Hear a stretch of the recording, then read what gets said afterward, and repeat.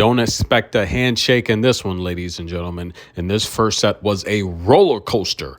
As always, this video is brought to you via the Doctrine of Fair Use, the Fair Dealing, and the Digital Millennium Act. Veronika Kudermetova, husband/coach, looking on as she dominated the first part of this first set.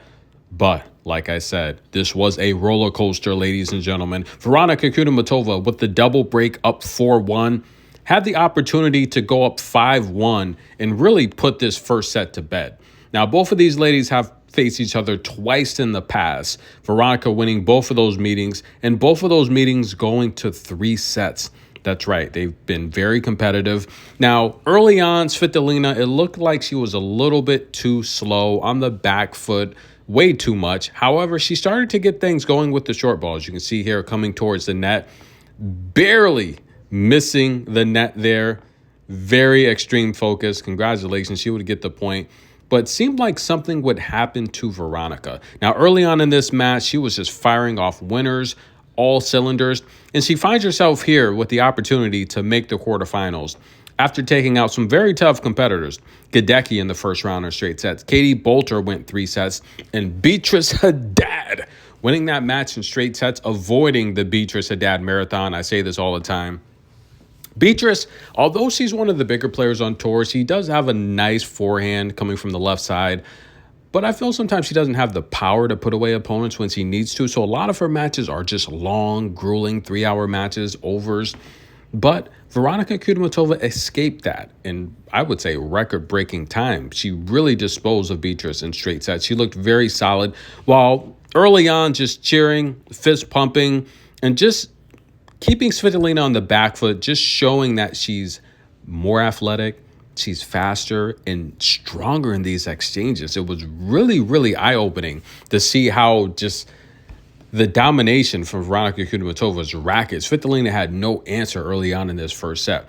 However, Svitolina is a veteran, guys, and in case you don't know, there's only 2 players in the Open era with at least a 70% win percentage at Grand Slams to have not made a slam final.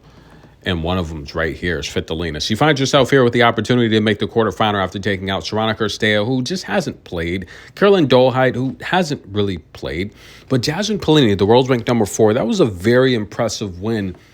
And then, look, Svitolina started to find her rhythm and her mojo. You guys know I told you to take Svitolina to win the first set, and she was down 4-1 with Veronika Kudermetova serving.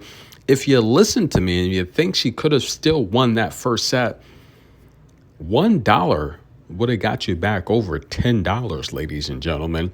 And sure enough, Svitolina started to change the tide. Now, in that first set early on, Svitolina was struggling to get her first serves in play. However, something started to change. Veronika Kudermetova winning about 80% of her first serves for most of the first set. Would seem like she would get injured or something. I can't pinpoint exactly when it happened, but I'd probably say maybe around the 7th service game, and then Svitolina started to come on. She would end up winning 59% of her first serves in the first set, Veronika winning 50% of her first serves, 53% of Veronika's second serves.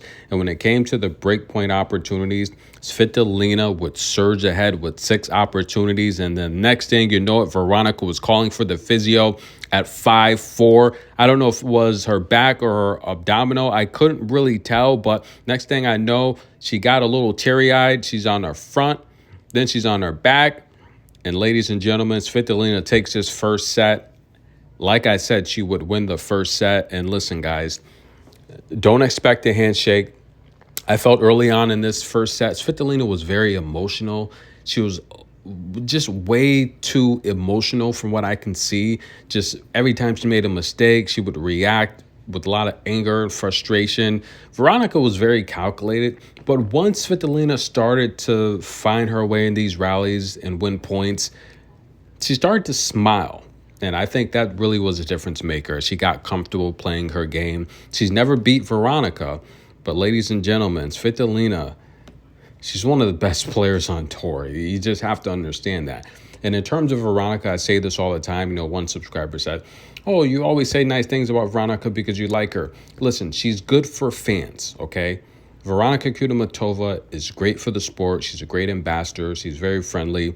And these are the type of players that are propelling the sport to that next level.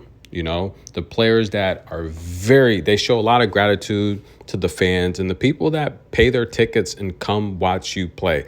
I feel there's